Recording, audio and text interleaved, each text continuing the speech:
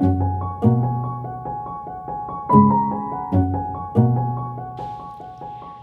back to the U School. Today we're going to talk about how do we organize the student conversation. And the first part that I would encourage you to look at and think about with your team is, do you have an organized approach to the student conversation? Do we just put people on the phones and tell them to go for it and cross our fingers and hope for the best? A lot of times that's what I see when I work with teams and institutions. And not only are we doing a disservice to the student with that approach, but we're also doing a disservice to the employee. Nobody likes to be in a space where they're doing a job where they don't feel like they're good at what they do. And when we put our teams in that situation where they don't have a sense of structure for how to lead that conversation, not only are we not going to see the outcomes, but that's going to be a lot of wear and tear just on the mental and emotional efforts of our teams. So asking yourself and your teams, do you have a structure for the conversation? And do you support and coach your teams with that structure? So one of the approaches that I coach and work with when I work with teams is really a 6-step process. That first step is the introduction into the conversation. So thinking about, how do we introduce ourselves to the student? What components are involved in that? And what tone and what feel does that create for that first interaction?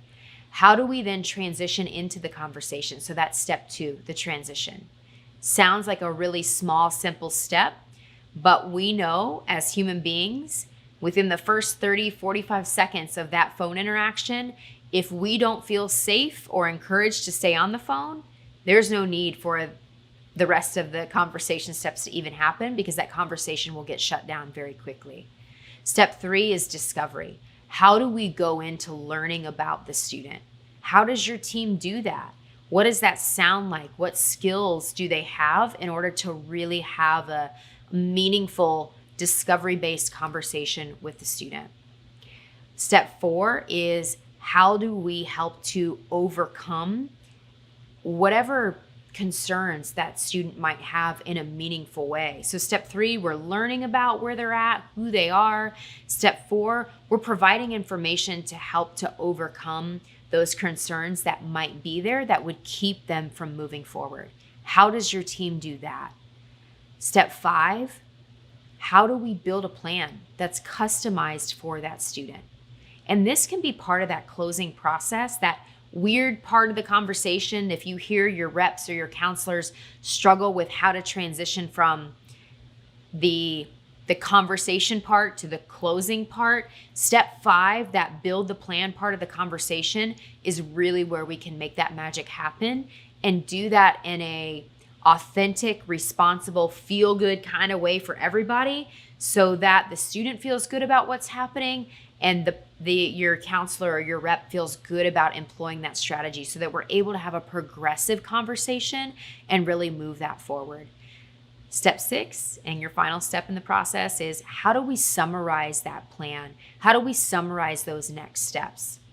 And do that in a way where everybody's clear on what the follow-up is going to be and what the progression is going to be, so that we can actually see that happen and actually see that student move forward. So 6 steps, a way to organize the conversation. That helps the rep or the counselor not only feel like they have a roadmap or a plan, but it helps them feel more confident with how they're approaching those interactions, so that regardless of what happens on the other end of the phone, they feel like they have a way to steer and guide where that conversation's going, or at least a way to organize the conversation. And the flip side of that is the student experience.